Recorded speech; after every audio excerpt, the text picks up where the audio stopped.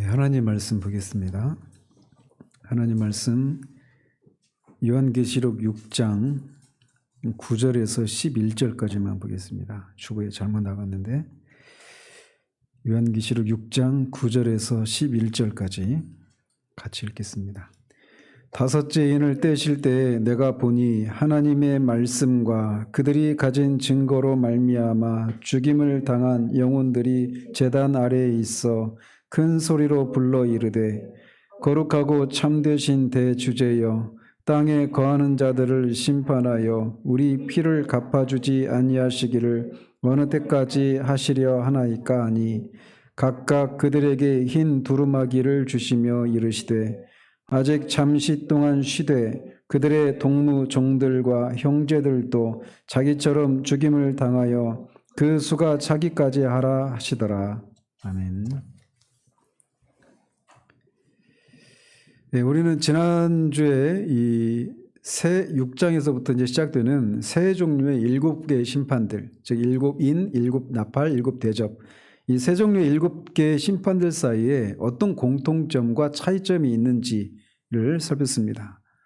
그리고 이 각각의 이 심판들 7개들 사이에도 서로 관계가 있다고 그랬어요. 그래서 첫 번째에서 네 번째까지는 서로 연관이 있고 다섯 번째, 여섯 번째, 일곱 번째 심판은 서로 독립적이다 이렇게 말씀드렸어요. 그래서 지난주에는 이 4개 심판을 같이 묶어서 이렇게 살폈던 겁니다. 그리고 이 심판들이 언제 임하는 것인지, 즉 세대주의자들이 말하는 것처럼 주님이 재림을 앞두고 있는 7년, 그들은 문자적으로 7년을 말합니다. 그래서 그 시기를 대환란의 시기라고 하는데 그때 임하는 것인지 아닌지 아니라고 그랬어요. 그리고 그렇게 말하면 또 이제 그 대환란은 없냐? 그건 아닙니다. 대환란이 있어요. 그러나 여기서 말하는 심판은 그런 것만을 말하는 게 아니라고 말씀드렸습니다. 그리고 이 심판이 누구를 향한 것인지에 대해서도 말씀드렸습니다. 그렇게 그걸 살피면서 왜 이것이 주님의 재림을 앞둔 마지막 시대의 성도들에게 뿐만 아니라 모든 시대, 이 요한시대를 포함해서 모든 시대의 성도들에게도 이 심판에 대한 메시지가 왜 위로가 되는지에 대해서 말씀드렸습니다. 그래서 이제 지난주에는 말씀드린 것처럼 이 첫 번째에서 네 번째 인 심판을 살폈습니다. 이 네 가지 인 심판은 서로 연관이 있다라고 말씀드렸어요. 그래서 오늘은 다섯 번째 인 심판에 대해서 살펴보도록 합니다. 근데 기억하시겠지만 지난주에 우리가 살핀 네 번째 심판까지는 어디를 향한 것이었습니다? 어디를 향한 것이었습니까? 세상이죠. 그러니까 세상은 어디에 있는 거예요? 하늘이에요? 땅이에요? 땅이죠.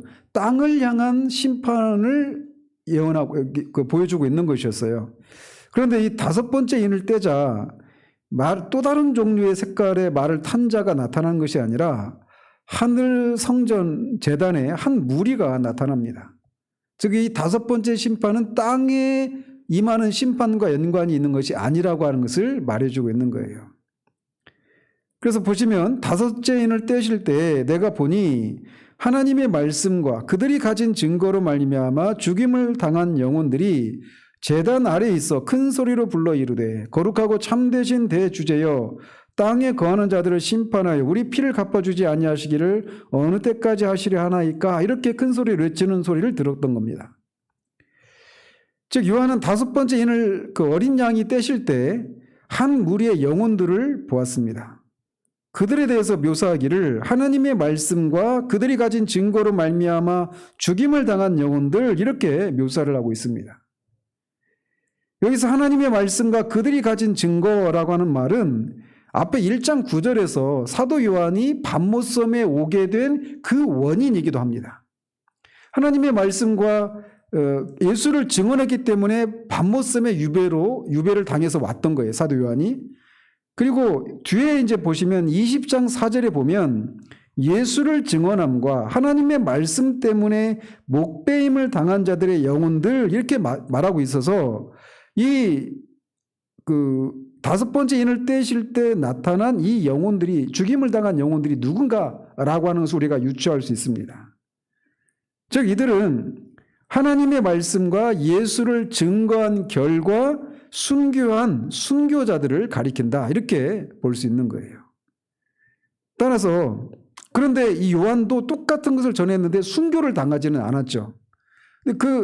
그래서 하나님의 말씀과 예수를 증언하면 어떤 삶이 기다리고 있다라고 말해주고 있는 거예요. 요한처럼 고난을 당하거나 아니면 목배임을 당하는, 즉 순교를 당하는. 그래서 이거를 두 개를 다 하나로 묶으면 순교적인 그런 삶을 살았던 사람들 이렇게도 말할 수 있는 거예요. 그래서 그리스도인의 삶이라고 하는 것은 본질적으로 순교적인 삶이다라고 하는 것을 말해주는 겁니다. 왜 그렇게 말할 수 있는지는 뒤에서 이제 그 증거를 제가 제시해 드리도록 하겠습니다. 그래서 이렇게 하나님의 말씀을 가지고 하나님과 예수를 증언하는 것은 요한처럼 고난을 당하거나 이 제단 아래에 있는 영혼들처럼 죽임을 초래하는 그런 것이라고 하는 사실을 우리에게 말해주고 있는 거예요. 그런데 이들을 어디 아래에 있는 사람들이라고 묘사하고 있습니까? 제단 아래에 있다 이렇게 묘사하고 있어요. 이 제단 아래에 있다라고 하는 것은 이 레위기 4장 7절에 있는 그 말씀에 근거하는 것입니다. 거기 보면 이 구약의 성전 구조를 보면 이 이방인의 뜰이 있고 들어가면 그게 성소예요. 이 성전 뜰이에요. 성전 뜰 안에는 맨 처음에 뭐가 있습니까? 번제단이 있어요. 번제단. 번제단에서 이 번제를 드리고 희생제물의 피를 그 번제단에 쏟는 겁니다.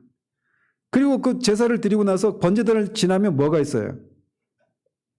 물두멍이 있습니다. 물두멍. 그래서 이제 물두멍에서 손을 씻고 옷을 다 갈아입고 그렇게 정결하게 한 다음에 성소로 들어가는 거예요. 성소 들어가면 북쪽에는 이 12지파의 그 진설병, 12개의 진설병이 있어요. 진열에 놓은 떡, 그래서 진설병이라고 하는 겁니다. 한자로. 그 12개의 진설병이 있고 남쪽으로는 7그 촛대 있죠. 금 촛대. 그리고 그 안쪽이 지성소인데 지성소와 성소 사이에 휘장이 있고 휘장 바로 앞에는 분향단이 있어요. 그리고 휘장을 걷고 들어가면 거기 뭐가 있어요? 그 지성소 그 안에는 언약궤, 법궤, 뭐 증거궤, 시은소 이런 것들이 이게 있는 거죠. 자, 이런 구조로 되어 있는데 번제단은 제단은 거기에서 분향단에 해당되는 거예요.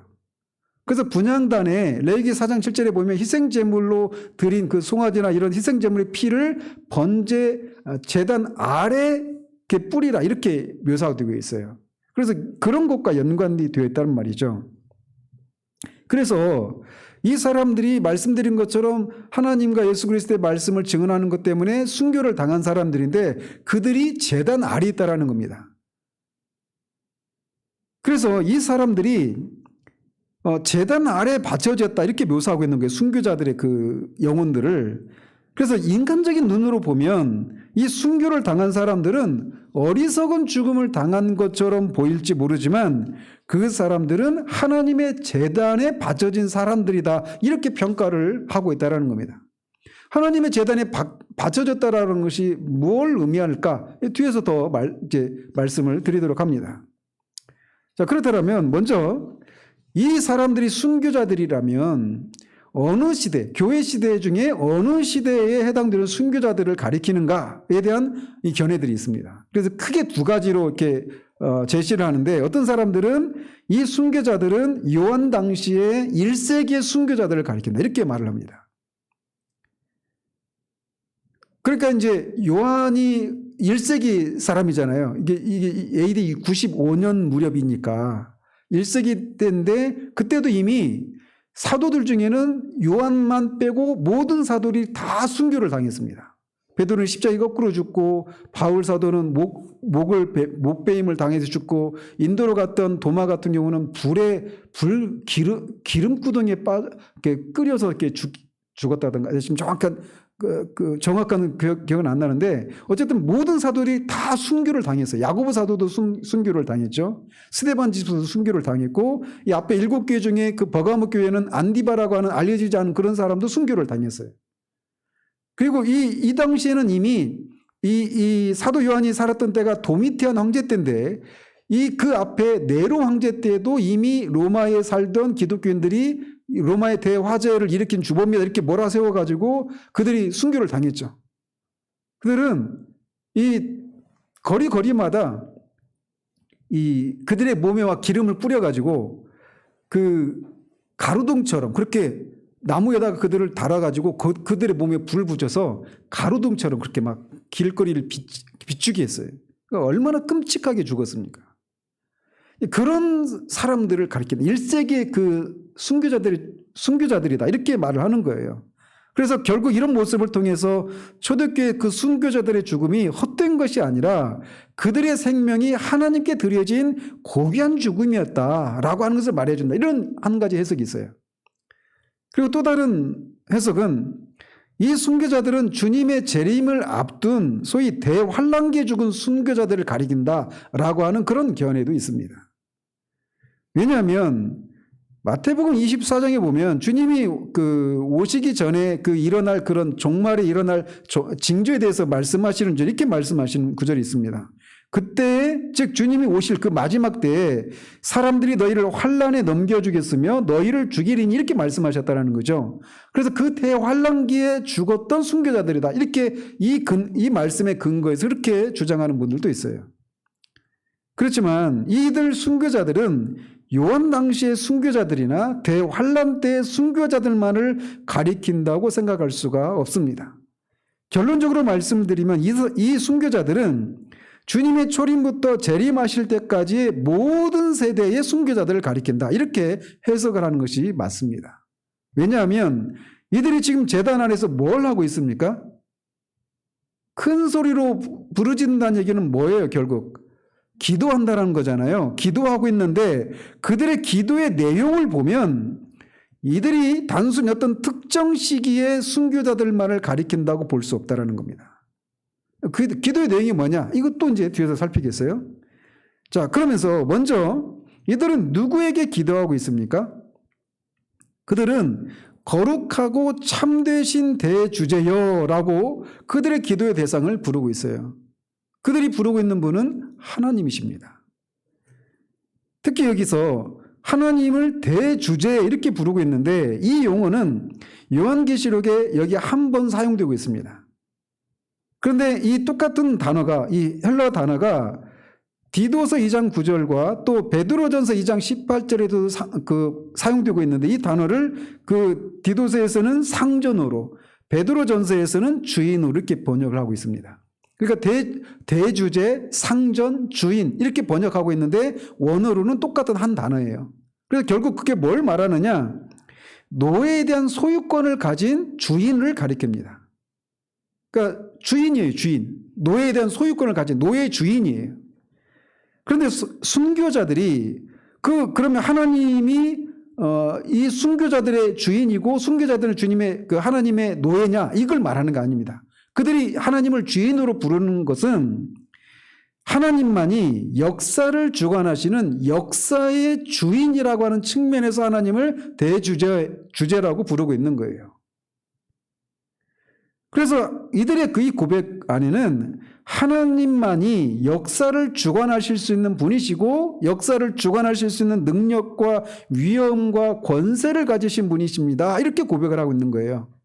그리고 이런 고백 안에는 하나님만이 자신들이 드리고 있는 이 기도에 응답하실 수 있는 분이다. 그리고 이 하나님만이 자신들이 드리는 이 기도를 들어주실 수 있는 분이시고 또 반드시 들어주셔야만 한다라고 하는 그런 절박함이 이 하나님을 대주제여 주인이시여 역사의 주인이시여라고 부르고 있는 이 기도 속에 탄원 속에 들어있는 것입니다. 그러면서 이들은 역사의 주인이신 대주제이신 하나님을 거룩하고 참되신 분 이렇게 수식을 하고 있습니다. 우리가 기도할 때 항상 하나님을 부를 때 하나님 아버지 이렇게도 하고 그 하나님 앞에 어떤 표현들을 붙이잖아요. 어떤 수식어를. 거듭 말씀드리지만 이 하나님을 부르는 하나님을 수식하는 그런 용어들 하나님 앞에 붙는 그 수식어들 형용사들을 우리가 그냥 습관적으로 아무 생각 없이 그렇게 사용해서는 안 돼요. 그 형용사들은 항상 우리가 그 기도할 당시에 우리의 영혼 하나님과 우리 사이의 어떤 그 관계 우리 영적인 상태를 말해주는, 그리고 그 하나님을 향해 우리가 어떤 소망과 어떤 기대를 가지고 있는가라고 하는 것을 그 수식어를 통해서 말해주고 있는 것이기 때문에 습관적으로 타성에 젖어버려서 그냥 늘 사용하는 그런 용어를 사용해서는 안 된다라고 하는 것을 기억할 필요가 있습니다. 어쨌든 이들은 이 기도 하나님을 향해서 거룩하고 참되신 대주제 이렇게 말을 하고 있는데, 대주제이신 역사의 주자이신 하나님이, 주인이신 하나님은 거룩하신 분이시고 참되신 분이십니다 이렇게 고백하고 있는 거예요. 이게 뭐냐, 하나님이 거룩하신 분이시다라는 얘기는 하나님이 죄가 없으시고 죄에 대해서는 반드시 심판하시는 공의로우신 하나님이십니다, 이것을 고백하고 있는 거예요. 그러니까 이 얘기는 뭡니까? 하나님을 그렇게 부른다는 얘기는 이 기도하고 있는 이 순교자들이 하나님의 공의가 임하기를, 나타나기를 바라고 있기 때문에 하나님을 그렇게 수식하고 있는, 이 용어를 수식하고 있다는 말이죠. 그리고 참된 하나님이라고 말하고 있는데, 참되다라고 하는 것은 진실하다 또는 신실하다 똑같은 단어입니다. 그러니까 하나님이 진실하시다 이 얘기는 뭐냐, 하나님은 말씀하신 것을 반드시 지키시는 신실하신 분이시라는 거예요. 근데 지금 이들의 기도하는 내용은 어떤 것과 관련되어 있느냐면, 자신들의 피에 대해서 신원해 주시기를, 원수를 갚아 주실 것을, 보복해 주실 것을 구하고 있단 말이에요. 그러니까 하나님의 신실하심도 결국 그것과 관련이 있는 것인데, 하나님은 반드시 죄에 대해서는, 악에 대해서는 심판하신다라고 하는 그 말씀하신 분이시고, 그 말씀이 진실하시고 그 말씀하신 대로 반드시 지키시는 신실하신 분이시다, 이것을 고백하고 있는 거예요. 아시겠죠? 자, 그러면서 하나님을 이렇게 묘사하면서 부르고 있는데, 이들이 뭘 기도하고 있는가? 기도의 내용이 가장 핵심적인 내용이죠. 기도의 내용을 보면 10절에 이렇게 말을 하고 있습니다. 땅에 거하는 자들을 심판하여 우리 피를 갚아주지 아니하시기를 어느 때까지 하시려 하나이까, 이렇게 말을 하고 있습니다. 쉽게 말하면 우리 피에 대한 보복을 해 주십시오 이렇게 구하고 있는 거예요. 그래서 언뜻 보면 그들은 땅에 있는 자들에게 심판을 내려주시기를 구하고 있는데, 이들의 모습은 십자가에서 저들의 죄를 용서해 주시기를 구했던 우리 주님이나, 또 스데반 집사처럼 그렇게 돌에 맞아 죽어갈 때도 저들의 죄를 용서해 주시기를 구했던 스데반 집사와는 다른 그런 모습을 보여주고 있는 것처럼 언뜻 보인단 말이죠. 그들은 그 주님이나 우리 스데반 집사에게서 보이는 그런 사랑이 없는 그냥 그런 사람들처럼 기도하고 있다 이렇게 생각하기 쉬운데, 그렇지 않다라는 겁니다. 먼저 그들이 자신들의 피에 대해서 갚아주실 것을 구하고 있는 이 대상, 이 사람들을 이들은 땅에 거하는 자들 이렇게 묘사하고 있습니다. 땅에 거하는 자들이라고 하는 이 표현은 이 4장에 등장이 시작한 이 24장로에 의해서 상징되는 하늘에 거하는 교회 공동체와 반대되는 그룹에 해당되는 사람들을 가리킵니다. 그래서 요한계시록에 보면 12장 12절이나 13장 6절 8절 또 17장 8절 이런 구절들을 보면 땅에 거하는 자들과 하늘에 거하는 자들을 그렇게 대비하고 있어요. 하늘에 거하는 자들은 결국 구원받은 하나님의 백성들을 가리키고, 땅에 거하는 자들은 거기에 속하지 않은 사탄에게 속한 그런 악인들을 가리키는 겁니다. 근데 덧붙여 말씀드리면, 악인들이라고 하면 항상 어떤 우리가 말하는 어떤 불법을 행하고 어떤 구체적인 어떤 형벌을 받을 만한 그런 악을 행하는 자들을 가리키는 게 아닙니다. 어쨌든 그들은 하나님의 백성들이 아닌 땅에 속해서 사탄에게 속한 그런 사람들인데, 그런 사람들에게 자신들의 피를 갚아주십시오라고 간구하고 있는 거예요. 그런데 이들이 이렇게 심판에 대해서 간구하고 있는 것은 단순히 자신들의 억울한 죽음에 대해서 사적인 보복을 해달라고 구하고 있는 것이 아니라는 사실입니다. 이들은 하나님이 거룩하고 참되신 분으로서 죄에 대해서 반드시 심판하시는 분이시기 때문에 그 심판을 통해서 하나님이 정말 그런 분이심을 드러내 주십시오 이렇게 기도하고 있는 거예요. 만약에 이 세상이 불의를 행하고 특별히 하나님의 백성들에 대해서 핍박하고 때로는 이렇게 죽이는 일을 하고 있는데도 하나님께서 그들을 대적하시고 심판하시지 않는다면 하나님은 더 이상 공의로 세상을 통치하시는 분이 아니시게 되는 거예요. 그러니까 자신들의 피에 대해서 갚아주시는 이런 이 땅에 거하는 자들에 대한 심판을 통해서 하나님이 공의로 세상을 심판하시는 분이시고 다스리시는 분이라고 하는 것을 드러내 주십시오라고 하는 하나님의 공의에 입각한 탄원이요 간구라는 것입니다. 이것이 바로 이 시편에 나오는 각종 저주시를 이해하는 그런 근거이기도 하는 거예요. 원수들의 막 그런 이 저주를 막 퍼붓잖아요. 그런 저주가 내리기를 막 저주하고 있는데 그 저주시를 읽어보면 때로는 막 굉장히 두려워요. 우리가 아직 살피지 않았지만 136편이지 7편이지 거기 보면 막 그 원수들의 그 이방인의 그 하나님의 백성들을 탄압하는 그 사람들의 아이들을 이 바위에다가 막 내려치고 막 이런 일을 있게 해달라고 구한단 말이에요. 얼마나 끔찍한 그런 말입니까?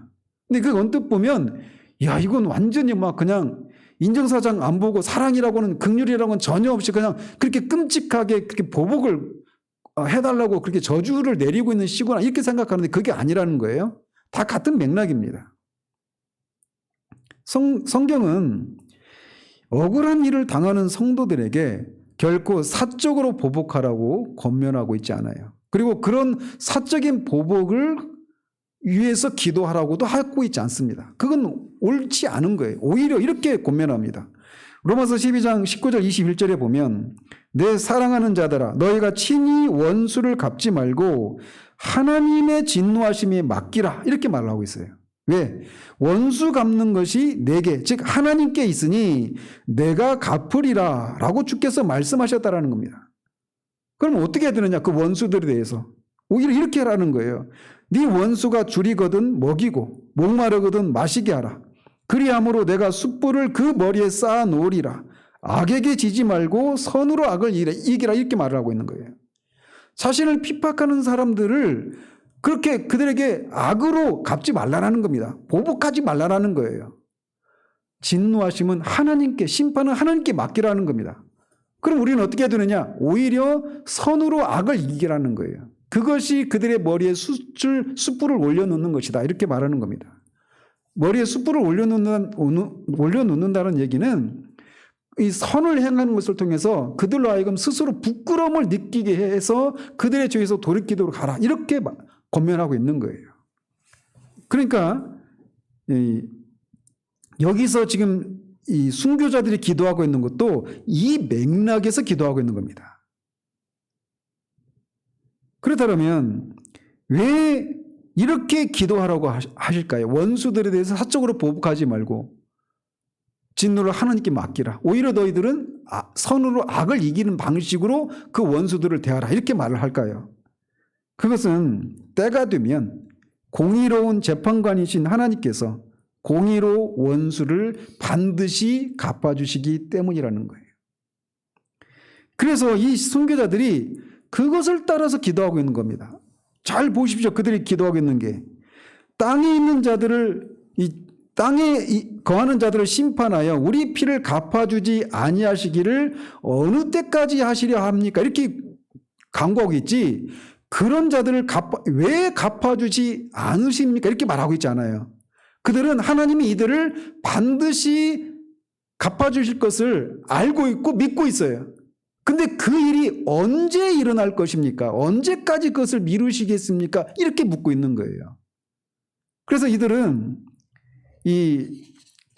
그 성경의 그런 권면을 따라서 기도하고 있다. 이렇게 말할 수 있는 겁니다. 그런데 잘 보십시오. 아주 흥미로운 사실이 있는데 우리가 지난주에 살핀 것처럼 이미 첫째 인부터 넷째 인이 떼져서 땅에 각종 그런 심판이 임하고 있죠.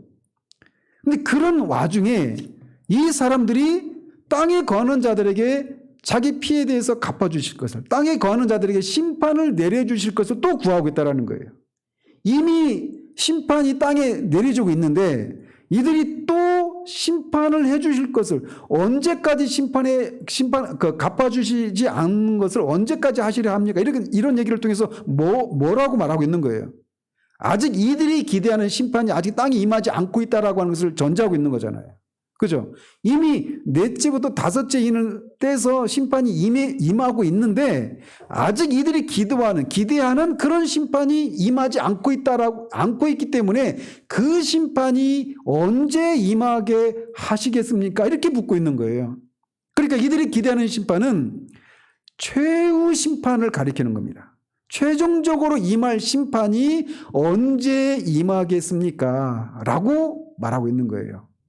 그러니까 이들의 심판은 결국은 이 앞에 있는 4개의 심판과는 다른 종류의 심판, 즉 그 심판은 아직은 이 충분하지 않고 완전한 그런 심판이 아니라는 것을 의미하는 거예요. 그러니까 그러면 이들이 기대하는 심판은 세상의 입장에서 보면, 땅에 거하는 자들의 입장에서 보면 얼마나 끔찍하고 두려운 심판일까요? 그죠? 그래서 이제 다음 주에 살펴보게 될 6장에서 그 6번째 인에서 최종적으로 임할 심판을 인해서 사람들이 얼마나 공포를 느끼고 두려워하는지를 생생하게 묘사를 하고 있습니다.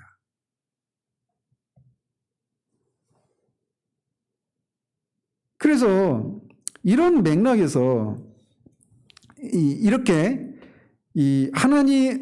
우리가 그래서 첫째에서 넷째를 하나의 단위로 묶어서 심판을 살폈던 거예요. 그런 심판과 뒤에 최종적으로 임하게 될 그 심판이 성격이 다르다라는 겁니다. 그래서 이게 4개를 묶어서 살펴보고 5째부터 7째까지는 따로 이렇게 살펴보고 있는 거예요. 자, 그런 맥락에서 이 다음 11절에서 주어지는 이들의 기도에 대한 하나님의 답변은 최후 심판으로서의 성격을 가지고 있습니다. 이런 최후 심판으로서의 성격이 어떻게 나타나고 있는지 이 11절을 보시면 굉장히 흥미롭습니다. 자, 하나님은 그들의 탄원에 대해서 이렇게 대답하십니다. 11절 같이 한번 읽어보시죠. 같이 읽겠습니다. 각각 그들에게 흰 두루마기를 주시며 이르시되 아직 잠시 동안 쉬되 그들의 동무 종들과 형제들도 자기처럼 죽임을 당하여 그 수가 차기까지 하라. 이렇게 대답하셨어요. 자, 먼저 하나님은 그들에게 뭘 주셨습니까? 흰 두루마기를 주셨죠. 그죠? 흰 두루마기. 흰 두루마기는 다른 말로 말하면 흰 옷이에요. 그래서 이 흰 두루마기, 흰 옷은 앞에 3장 4절에 보면 사대교회에 옷을 더럽히지 않고 이기는 자들에게 주님이 약속하신 것이 흰 옷이었습니다. 이기는 자들에게는 흰 옷을 주고 나와 함께 다니게 하겠다 이렇게 약속하셨거든요. 거기서 흰 옷이 등장하는 건데 바로 같은 옷이에요. 그래서 흰 옷은 문맥에 따라서는 정결함 또는 의로움 또는 승리 등을 상징하는데 이 문맥에서는 이 셋 중에 뭘 상징할까요?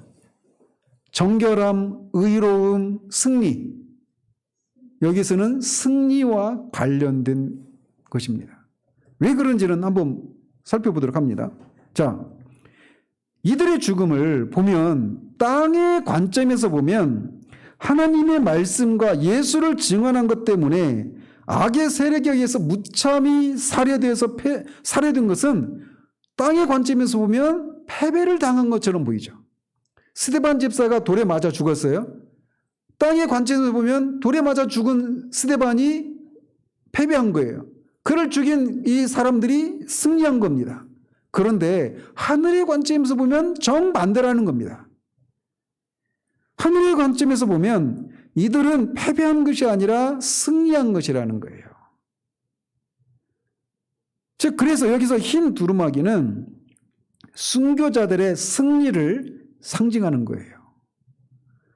이것은 앞에 우리가 하나님의 그 보좌에 앉아 계신 하나님의 오른손에 있는 두루마기가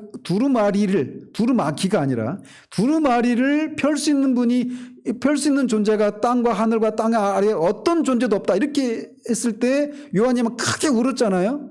그러면서 이 장로 중에 하나가 나타나서 유일한 분이 한 분 계시다. 그러면서 그를 어떻게 소개하고 있습니까? 다윗 지파의 사자요, 어린 일찍 죽임을 당하신 어린 양, 이렇게 묘사하죠. 그분이 누구예요? 우리 주 예수 그리스도를 가리키는 거예요. 예수 그리스도를 표현하는데 유다 지파의 사자와 일찍 죽임을 당한 어린 양. 그래서 사자와 양, 이 서로 완전히 승리와 강한 자를 상징하는 사자와 약한 자와 죽임을 상징하는 양, 이게 서로 대비를 하고 있어요. 한 인격 안에 사자로서의 면모와 양으로서의 그런 면모를 가지신 분으로 묘사하고 있단 말이에요. 근데 그분이 하나님의 오른손에 쥐어져 있는 그 역사를 통치하실 그 하나님의 계획이 담겨 있는 두루마리를 펼 수 있는 유일한 권세를 가지신 분이라는 거예요. 근데 그런 권세를 어떻게 그분이 얻으신 거예요? 죽음을 통해서. 죽음을 통해서 승리하시고 그 죄와 사탄과 사망에 대해서 승리하시고 그런 권세를 취하신 분이 된 거예요. 그것과 일맥상통하는 겁니다. 자, 이 순교자들도 죽었죠. 죽었는데 승리자라는 거예요. 하나님이 그것을 그들에게 흰 두루마기를, 흰 옷을 주시는 것을 통해서 일종의 선언적인 의미가 있는 겁니다. 땅의 관점에서 보면 너희들이 하나님의 말씀과 예수를 증언하는 것 때문에 죽었고 너희들이 실패한 자처럼 보이지, 패배한 것처럼 보이지, 세상은 그렇게 생각해. 그러나 역사의 주관자이신 대주제인 나는 너희들이 패배자가 아니라 승리자라고 선언한다라고 하고 계신 거예요. 이 흰 두루마기를 주셨다라고 하는 것이 그런 의미가 담겨 있다라는 겁니다.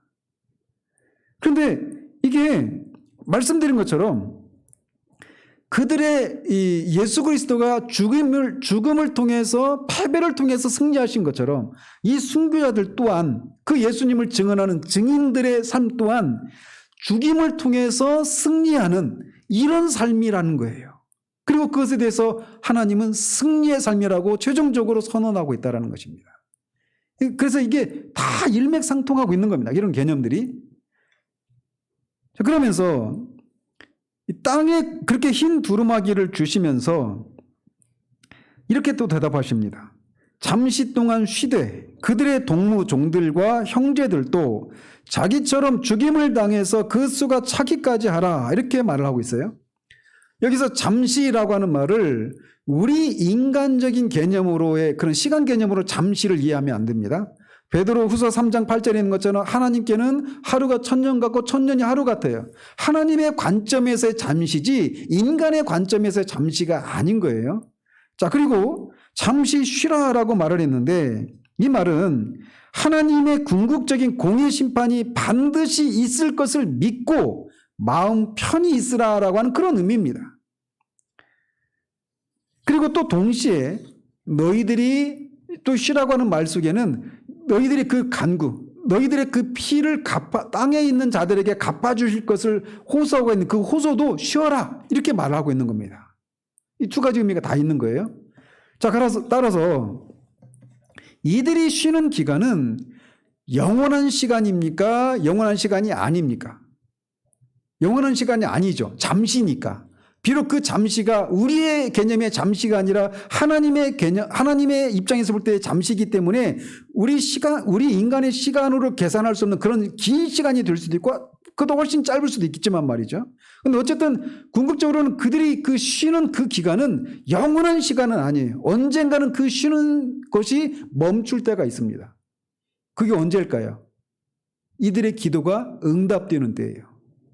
이들의 기도가 응답되는 때 그들은 더 이상 쉬는 것을 멈추게 됩니다. 그리고 그들의 기도가 응답되는 때는 뭐가 일어나는 겁니까? 최종 심판이 이루어지는 거예요. 그러니까 최종 심판이 이루어지기 전까지 이들은 뭐 하고 있다라는 거예요? 쉬고 있는 거예요. 그 쉬는 상태가 어떤 상태인지는 이제 7장에서 나옵니다. 그래서 다 연결되어 있어요. 이런 모든 개념들이. 자, 그러면서 하나님은 이들의 기도에 대해서 땅에 거하는 자들에게 자신의 피를 갚아주십시오 라고 하는 이런 기도에 대해서 아니다 라고 대답하는 대신에 아직은 너희들의 기도에 응답할 때가 아니니까 기다리고 쉬고 있으라 이렇게 말하고 있는 거예요. 근데 쉬는 것에 대해서 방금 말씀드린 것처럼 그냥 그들이 그냥 혹시나 진짜 그게 하나님이 우리의 기도에 대해서 하나님이 응답하실까? 정말 실제로 일어날까? 이렇게 노심초사하면서 불안해하면서 있는 것이 아니라 반드시 이루어질 것을 확신하면서 그렇게 쉬고 있다는 것입니다. 자, 그렇다면 언제까지 그렇게 쉬면서 기다려야 하는가라는 거죠. 그것에 대해 이렇게 말을 합니다. 그들처럼, 즉 이 죽임을 당한 순교자들처럼 죽임을 당할 그들의 동무 종들과 그의 형제들의 수가 차기까지 기다려라 이렇게 말씀하고 계셔요. 그래서 여기서 말하는 동무 종들과 형제들을 어떤 분들은 동무 종들은 이 사도들과 같은 전도자들을 가리키고 형제들은 이 일반 성도들을 가리킨다 이렇게 해석하는 분도 계신데 그렇지 않습니다. 이들은 동일한 사람들이다 이렇게 보는 것이 합당합니다. 그들은 모두 하나님의 종이라고 하는 측면에서는 하나님의 입장에서 서로 동일한 입장을 가지고 있고 동시에 그들은 서로 형제라고 하는 측면에서는 동등한 관계를 가진 그런 사람들이에요. 즉 여기서 그냥 너희 동무들 그들의 동무종들과 형제들의 수가 차기까지 이 얘기는 이 지금 그 하나님의 말씀과 예수를 증언한 것 때문에 순교를 당한 사람들과 같은 그 사람들과 같이 순교를 당할 사람들의 수가 차기까지 기다려라 이렇게 말씀하고 있단 말이죠. 자, 그렇다면 또다시 이제 더 들어가서 하나님의 말씀과 그리스도의 증거를 인해서 죽임을 당한 이 순교자들과 같이 죽임을 당하게 될 그들의 동료 종들 곧 그들의 형제들의 수가 차야 한다 이렇게 말씀하시는데 그 수가 차야 한다라고 하는 말이 어떤 것일까요? 그러니까 말씀드린 것처럼 이 수는 결국 순교자들의 수가 차야 된다 이런 말이라고 말씀드렸잖아요. 근데 순교자들의 수가 차야 된다 이 얘기가 어떻게 문자적으로 해석을 해야 될까요? 아닐까요? 라고 하는 문제에 도달하는 거예요. 문자적으로 해석하면 이제 문제가 발생을 합니다. 성경은 그래서 이거를 문자적으로 해석을 하면 하나님께서 창세 전에 순교자들의 숫자를 정해 놓으셨다. 그리고 그 정해놓은 숫자가 찰 때까지 기다려라 이렇게 말씀한다는 건데 그런 개념은 성경에 없습니다. 그런 개념은 없어요. 그렇다면 죽임을 받은 자의 수가 차야 한다라고 하는 것에서 우리가 이 서로 밀접하게 연관된 두 가지 측면을 고려해야 합니다. 자, 첫 번째 측면이 있는데 그게 뭐냐? 순교자들이 요청하는 것처럼 지금 당장은 그들의 피해에 대한 보복에 대한 응답으로 최후 심판이 임할 때가 아니고 조금 더 지연되어야 한다라고 하는 이 측면을 우리가 살펴야 돼요. 그러니까 이 순교자들의 수가 차야 된다라고 하는 말을 이해하려면 하나님이 이들에게 응답하신 것이 순교자들의 수가 채워져야 된다. 차기까지 기다려야 된다 이 얘기했잖아요. 근데 그때는 언제냐면 이들의 기도가 응답이 될 때예요. 그리고 그들의 기도가 응답이 될 때는 앞에서 말씀드린 것처럼 최종적인 심판이 임할 때예요. 그 최종적인 심판을 여기서는 일곱인 심판, 일곱 납발 심판, 그러니까 일곱 번째 인 심판, 일곱 번째 납발 심판, 일곱 번째 대접 심판이 최후 심판을 가리키는 거예요, 각각. 근데 그래서 다섯 번째 인 심판은 이 최후 심판이 좀 더 지체되고 지연되어야 한다라고 하는 것이 이 다섯 번째 인 심판의 중심 주제입니다. 그러니까 하나님이 이렇게 말씀하시잖아요. 아직 너희들의 기도는 결국 최종적인 심판, 최후 심판이 임할 것을 기도하고 있는 건데 그것이 임하기까지는 좀 더 기다려야 된다는 거예요. 그 최종 심판이 좀 더 지연될 수밖에 없다라고 하나님이 응답을 하신 거라는 말이죠. 그래서 이제 나중에 이거를 살피겠지만 여러분들이 이제 그 뒤에서 이제 더 구체적으로 살피겠지만 여러분들 이거 기억하십시오. 지난주에 제가 말씀을 드리면서 일곱 인 심판 그리고 일곱 납발 심판이 서로 유사한 점도 있고 차이점도 있다. 이런 말씀을 드렸잖아요. 자, 그러면서 어떤 말씀을 드렸냐면 유사점이 있는데 일곱 인과 일곱 대접 심판에는 일곱 인과 일곱 나팔 심판은 서로 유사한 점이 있어요. 비슷한 점이 있는데 그 중에 하나가 뭐냐면 6번째 심판과 7번째 심판 사이에 막간의 장면이 있다라는 겁니다. 기억나십니까? 그래서 6장 이제 다음 주에 살펴볼 6번째 인 심판이 마지막에 6장 그 마지막 부분이에요. 12절부터 17절까지. 그 6번째 인 심판이 있고 7번째 인 심판이 바로 7장에 나오지 않고 8장에 나옵니다. 그러니까 7장은 6번째 인 심판과 7번째 인 심판의 막간이에요. 삽입이 되어 있는 겁니다. 그러니까 7번째 심판은 말씀드린 것처럼 최후 심판이에요. 근데 최후 심판이 이 막간의 장면을 통해 지연되고 있다는 거예요. 지연되고 있어요. 그런 것처럼 7 나팔 심판도 마찬가지예요. 그래서 6번째 나팔 심판과 7번째 나팔 심판 사이에도 막간이 있습니다. 그런데 7 대접 심판에는 그런 막간 장면이 있다고 그랬습니까? 없다고 그랬죠. 왜 없느냐? 앞에 7인과 7 나팔 심판의 6번째, 7번째에는 막간이 있는데 7 대접 심판에는 막간이 없어요. 왜 없다고 그랬어요? 있고 없다고 그랬어요? 있다는 얘기는 뭐예요? 막간이 있다라고 하는 것은 심판이 아직 지연되고 있으니까 심판이 임하기 전까지 회개하고 돌이킬 수 있는 그런 기회가 주어져 있는 거죠.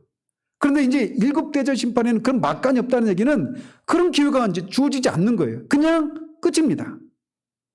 그런 어떤 긴박성이 있고 없고의 차이가 있는 거예요. 자, 그런 말씀을 드렸는데 이 6번째 인 심판과 7번째 인 심판 사이의 막간 장면이 7장이에요. 7장.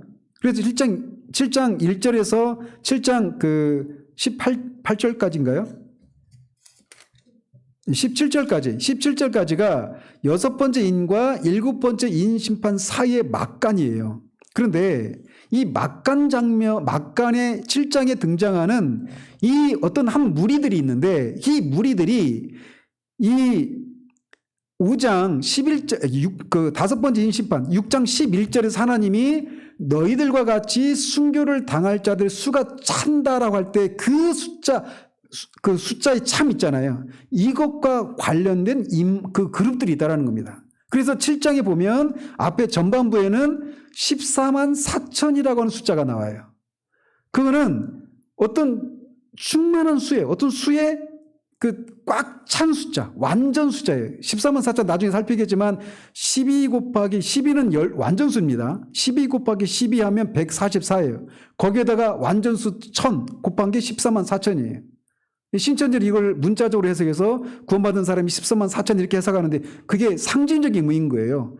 신구약의 모든 구원받은 성도들의 완전수예요. 그러니까 그 수를 이제 그래서 앞에 부분은 14만 4천이라고 하는 숫자가 나오고 뒤에는 수를 헤아릴 수 없이 큰 무리라고 하는 그런 사람들이 나옵니다. 근데 그 사람들은 동일한 인물이에요. 그러니까 그 구원받은 사람들의 완전한 수의 모임인데 그 수를 헤아릴 수 없이 많은 무리들이라는 겁니다. 그 숫자가. 그러니까 14만 4천이면 셀 수 있죠. 근데 셀 수 없다라는 거예요. 그만큼 뛰어넘는 그런 숫자라고 하는 것을 의미하는 거예요. 근데 그 사람들이 어떤 옷을 입고 있다고 말을 하고 있느냐면 흰 옷을 입고 있습니다.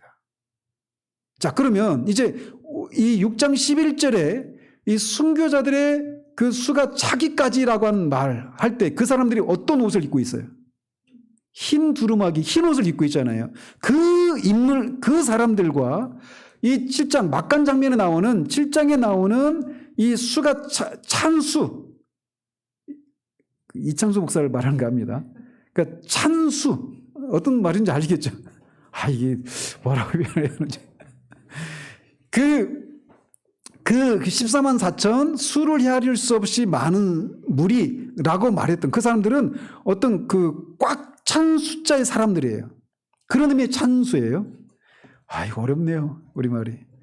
자, 그래서 이 14만 4천 수를 헤아릴 수 많은 그 무리들 그리고 그들이 입고 있는 옷 이 키워드들이 6장 11절에 있는 이 순교자들이 지금 기도할 때 하나님 응답하셔서 이 너희 동료 종들과 그 형제들의 수가 차기까지라고 말할 때 그 말과 연관이 되어 있다는 겁니다. 그리고 이 5번째 인에 나오는 이 사람들은, 순교자들은 다 흰옷을 하나님이 주어서 입고 있어요.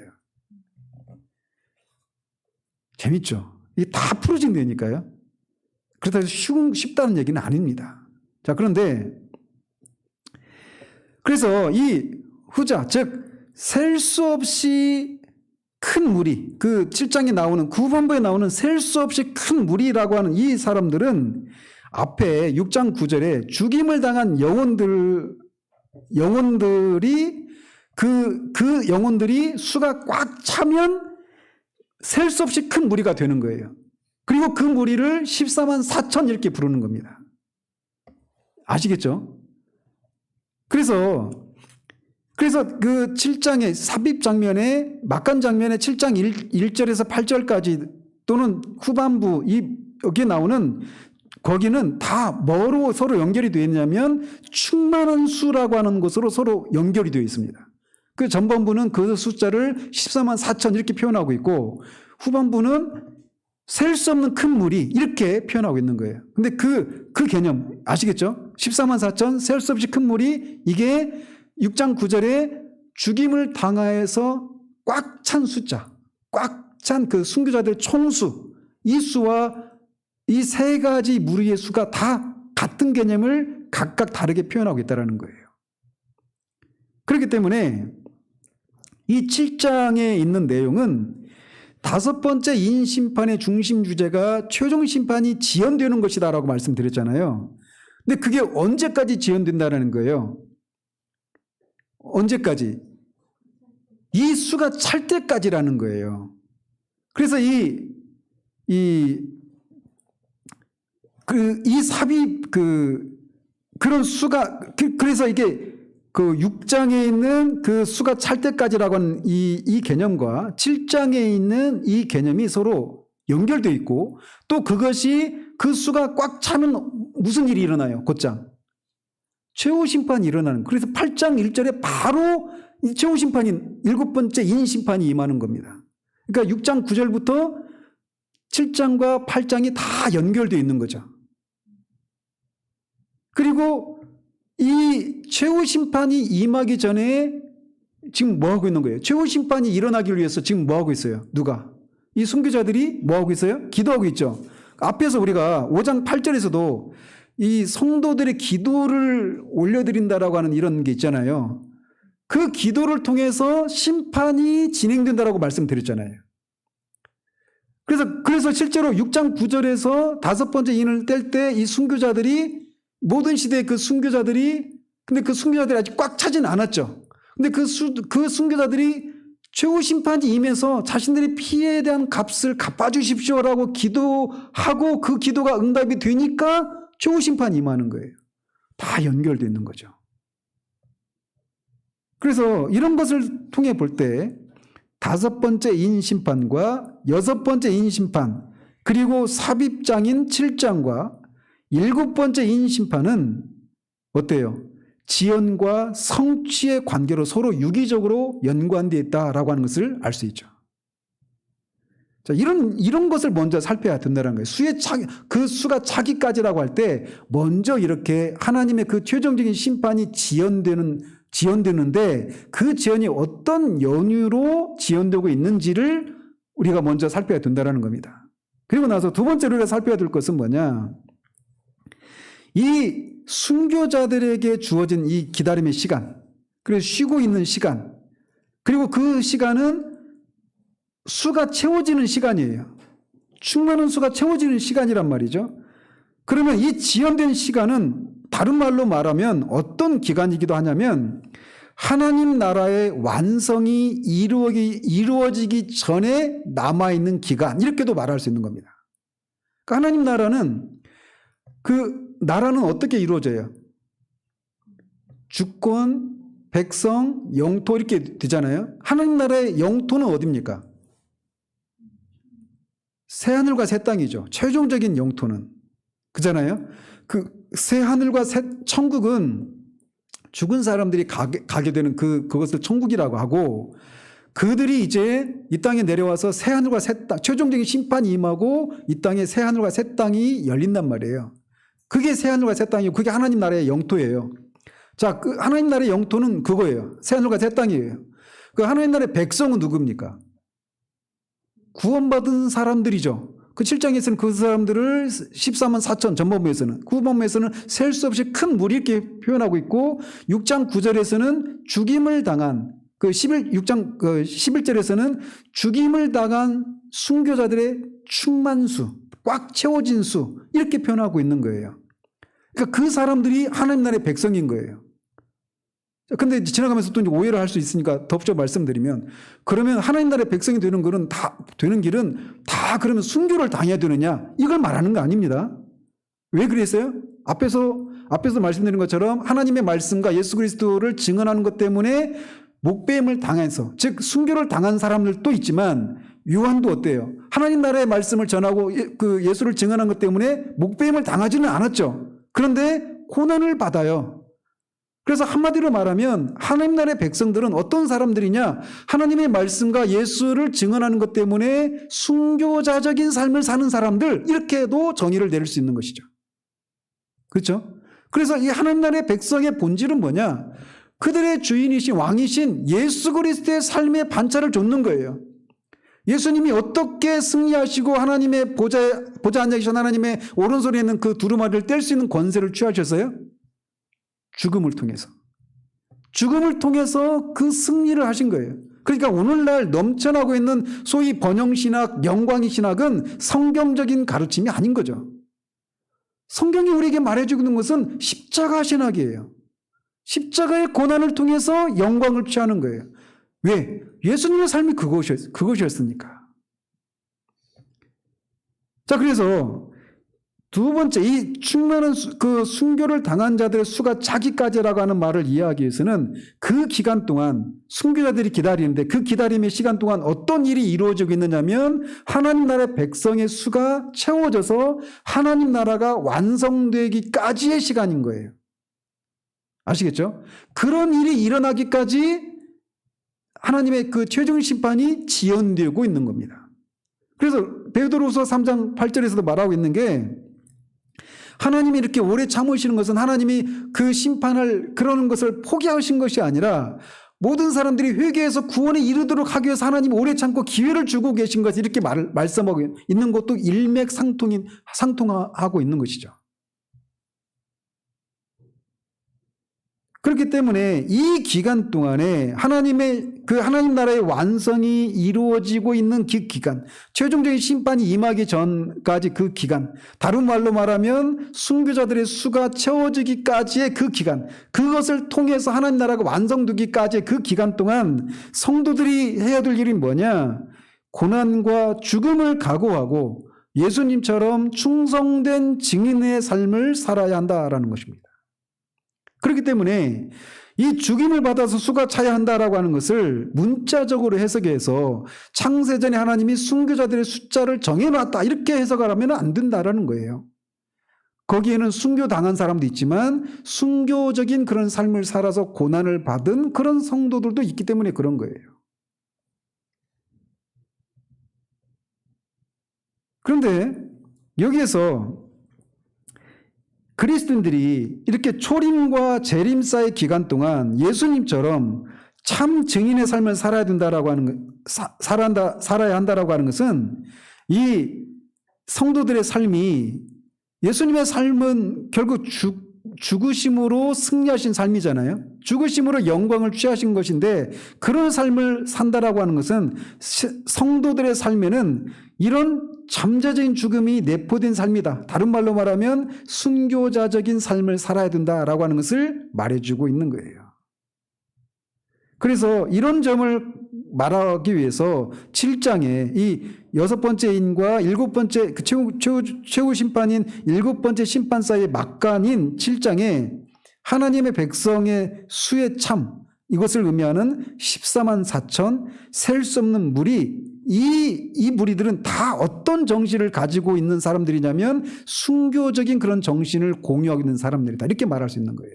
그래서 그 그리스도인의 정체성은 예수님의 삶을 벗어날 수가 없는 거예요. 예수님이 사셨던 그 삶을 벗어난 삶은 그리스도인에게 있을 수가 없는 거예요. 근데 오늘날 이 영광의 신학, 번영 신학이 넘쳐나서 예수님도 사도 바울도 사도 요한도 살아내지 못했던 삶을 우리 시대의 현명한 그리스도인을 살 수 있는 것처럼 말하는 것은 다 사기입니다. 사기. 거짓된 가르침이에요.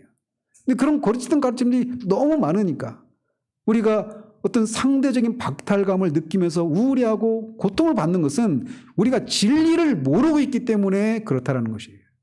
그러니까 마치 막 부동산이 폭등하고 있는데 그래서 막 짧은 기간에 몇 억씩 버는 사람이 여기저기 막 넘쳐나고 있는데 나는 내 집 한 칸 없어가지고 여기저기 쫓겨다니면서 우리가 상대적인 박탈감을 느끼고 삶에 그런 재미도 없고 우울함을 느끼는 것처럼 느끼잖아요. 근데 그런 것이 부동산 폭리를 통해서 불로소득을 얻는 것이 성경적인 건 아니잖아요.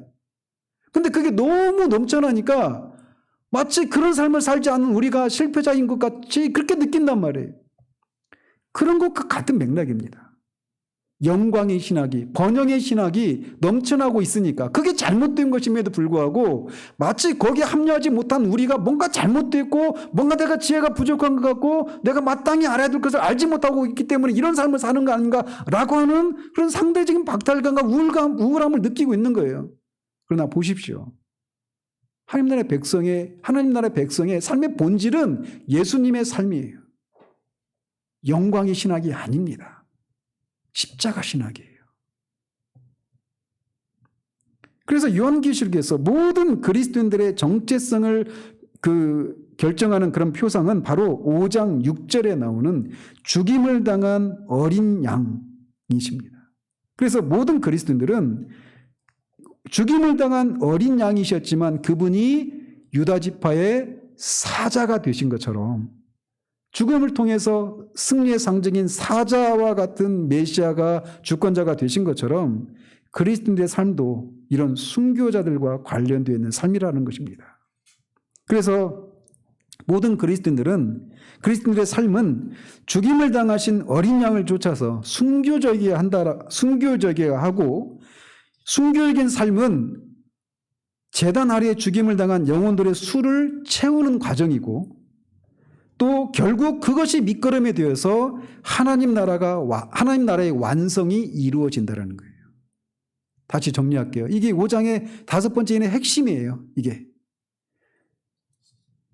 모든 그리스도인들의 삶은 죽임을 당하신 어린 양을 쫓은 순교적인 삶이어야 한다는 겁니다. 그리고 순교적인 삶은 제단 아래에 있는 순교자들의 수를 채우는 삶이고 그 수가 채워지는 것을 통해 결국 뭐가 이루어져요? 하나님 나라가 완성된다는 거예요. 그때까지 최후 심판이 지연되고 있다. 그것을 위해서 지연되고 있다는 겁니다. 그러니까 그때까지 쉬고 있으라는 거예요. 이것이 바로 제단 아래에 있는 죽임을 당한 영혼들의 수가 차이한다라고 하는 것을 문자적으로 해석을 하면 안 되는 이유이기도 합니다. 그래서 이 6장 9절에서 11절까지 하늘 성전의 제단 아래에 있는 이 순교자들은 초림과 재림 사이에서 하나님의 신실한 백성이자 참 증인으로서 영적 전투를 치르며 살아가는 교회 공동체인 14만 4천을 대표하는 사람들 뿐만 아니라 7장 9절에서 17절에 나오는 큰 환란에서 나온 이런 흰옷을 입은 수를 헤아릴 수 없이 큰 무리를 대표하는 사람들이다. 이렇게 말을 할 수 있는 거예요. 왜? 그들도 똑같이 이렇게 하나님의 말씀을 증언하고 예수님을 증언하는 것 때문에 순교자적인 삶을 살았던 사람들이거든요. 그런 삶을 살지 않은 14만 4천에 해당된 사람 아무도 없습니다. 그런 삶을 살지 않은 흰 옷을 입은 셀 수 없이 큰 무리 아무도 없어요. 그 사람들은 다 이런 삶을 살았던 거예요. 왜? 그들이 쫓는 어린 양 예수 그리스도가 그런 삶을 살았기 때문에. 그런 것이 없는 그리스도인의 삶은 없어요. 그건 가짜 기독교입니다. 따라서 이 5번째 이 심판 내용은 예수님의 초림과 재림 사이에 순교자들이 필연적으로 발생할 수밖에 없는 정황을 소개해 주고 있다. 이렇게도 말할 수 있는 거예요. 그리고 그런 상황은 순교자들을 생기게 하는, 순교자들을 만들어낸 악한 세력, 여기서는 땅에 거하는 자들 이렇게 표현하고 있죠. 그들을 향한 이 심판이 필연적이다라고 하는 것을 말해주고 있는 거예요. 왜? 만약 그게 심판이 이루어지지 않으면 하나님은 공의로운 하나님이 아니시게 되니까. 하나님이 공의로운 분이시기 때문에 이 순교자들을 양산해낸 땅에 거하는 자들을 향해서 반드시 하나님의 심판이 있어야 한다라고 하는 그런 심판의 필연성을 또 제공해 주고 있다라고도 말할 수 있는 거예요. 특히 다섯 번째 인 심판은 단순히 죽임을 당한 영혼들의 간구와 그에 대한 응답만을 기록하고 있는 것이 아니라 이렇게 순교자들을 죽게 했던 땅에 거하는 자들을 향한 하나님의 강력한 심판이 정당하고 필연적인 것이다 라고 하는 것을 암시해 주고 있습니다. 따라서 그렇기 때문에 이 일곱 번째 인 심판, 즉 최후 심판은 이런 순교자들의 기도에 대한 응답으로 주어지는 거예요. 그래서 뒤에 16장 6절에 보면 세 번째 대접 심판에서 이렇게 언급을 합니다. 그들, 즉 6장 9절에 의하면 땅에 거하는 자들, 그러니까 6장 11절에 의하면 땅에 거하는 자들이죠. 순교자들을 죽인 그 악한 세력들을 말하는 거예요. 그들이 성도들과 선지자들의 피를 흘렸으므로 그들에게 피를 마시게 하신 것이 합당하니이다 라고 말을 하고 있는 겁니다. 필연적이라는 거예요. 그들의 심판이. 그러면 우리는 어떻게 살아야 될까요? 주님의 심판이 반드시 있을 것임을 믿고 성경이 우리에게 말해주는 것처럼 우리를 핍박하는 원수들에게 악을 악으로 갚는 것이 아니라 사적인 보복을 하는 것이 아니라 피켓 들고 나가서 주먹 하늘로 솟구치며 막 정권 타도를 외치고 이런 것이 성경적인 것이 아니에요. 그런 사람들이 스피커가 커서 그게 막 마치 기독교의 전부인 것처럼 교회를 전체 대표하고 있는 것처럼 하고 있지만 그건 성경적인 것이 아닙니다. 우리가 할 것은 이 사람들이 거기에 무력으로 한가다가 죽은 게 아니에요. 바보처럼 죽었어요. 스데반 집사도, 예수님도, 사도들도. 근데 그게 실패가 아니고 패배가 아니고 승리한 거라는 겁니다. 그리고 그것에 대해서, 그런 행위에 대해서, 악한 행위에 대해서 하나님이 반드시 심판하신다는 거예요. 근데 그 최종적인 심판은 그런 순교자들의 수가 채워질 때까지 지연된다는 거예요. 순교자들의 수가 채워질 때 하나님 나라가 완성이 되는 거예요. 그 완성은 최후 심판과 함께 임하는 것이다라는 겁니다. 그러니 우리가 해야 될 일이 뭡니까? 그 심판이 지연되고 있는 상태로 우리가 살고 있잖아요, 지금. 그 기간 동안 우리가 해야 될 일은 뭐냐? 계속해서 해오던 대로 하나님의 말씀을 증언하고 예수를 증언하는 그런 증거하는 삶을 사는 거예요. 복음을 증거하는 삶을 살고 그 하나님의 말씀에 따라 여기에 기록된 대로 그렇게 기록된 대로 삶을 지키며 행하는 거예요. 이것을 듣고 읽고 보고 지키는 자, 그것에 따라 지키는 자가 복이 있다라고 말씀하셨잖아요. 그것대로 사는 겁니다. 때로는 하나님이 계시지 않은 것 같고 불의가 횡행을 하니까 하나님의 그 심판이 과연 임하기나 할 것인가, 공의의 하나님이신가라고 하는 그런 질문을 할 수 있고 우리가 당하는 것들이 정말 억울하고 내가 패배한 삶을 사는 것 같이 보일 수 있지만 그렇지 않다라는 겁니다. 요한을 통해서 그것을 계시해 주신 거예요. 그러면 그런 계시를 받은 우리는 이 계시를 진리로 믿고 그 믿음을 따라 이들이 살았던 삶을 살아가는 겁니다. 그리고 그 최종적인 과정을 통해 우리는 결국 승리자의 무리에 합류하게 될 것이에요. 기도하겠습니다. 하나님 아버지, 다섯 번째 이인을 떼었을 때 일어났던 그 장면을 우리가 살펴보았습니다. 이들은 하나님과 예수 그리스도를 증언하는 것 때문에 죽임을 당한 순교자들이었는데 그들에 대해서 하나님은 너희들은 패배한 것이 아니라 나의 제단에 너희들의 생명이 드려진 자들이고 승리한 자들이라고 하는 그런 상징적인 선언을 흰옷을 주시는 것을 통해 드러내 주셨습니다. 우리가 이 땅의 삶을 하나님의 말씀을 따라 살아가는 것 때문에 우리가 목숨을 잃는 일은 없다 하더라도 이런저런 고난과 환난을 당하고 그런 일을 겪으면서 우리는 때로는 우리의 선택이 잘못된 선택은 아닌가, 우리가 어리석은 것은 아닌가 라고 하는 그런 생각이 우리를 엄습할 때가 많이 있고, 그럴 때마다 우리는 우울해지고 삶의 의욕도 잃어버리는 그런 것이 참으로 많습니다. 그럴 때마다 요한에게 계시 주신 이 5째 인을 떼셨을 때 그 모습을 우리가 기억하는 우리들 될 수 있도록 도우시옵소서. 하나님의 말씀과 예수님의 그 말씀을 증언하고 그 증거한 것에 따라 사는 삶은 결코 패배자의 삶이 아닌 것을 우리가 믿고 그렇게 끝까지 예수님처럼 충성된 증인의 삶을 살아가는 우리들 될 수 있도록 도우시옵소서. 그런 삶을 살아가는 동안 우리가 이 제단 아래 있는 순교자들의 그 채워지지 않은 수로 채워지게 되고 그 수가 다 찼을 때 이 우리의 피를 향한 하나님의 신원하심이 반드시 임하기에 그때까지 이들과 함께 주님과 함께 그렇게 쉼을 누리는 그런 것을 소망하며 이 땅을 지나는 우리들 될 수 있도록 도우시기를 원합니다. 예수 그리스도 이름으로 기도합니다. 아멘.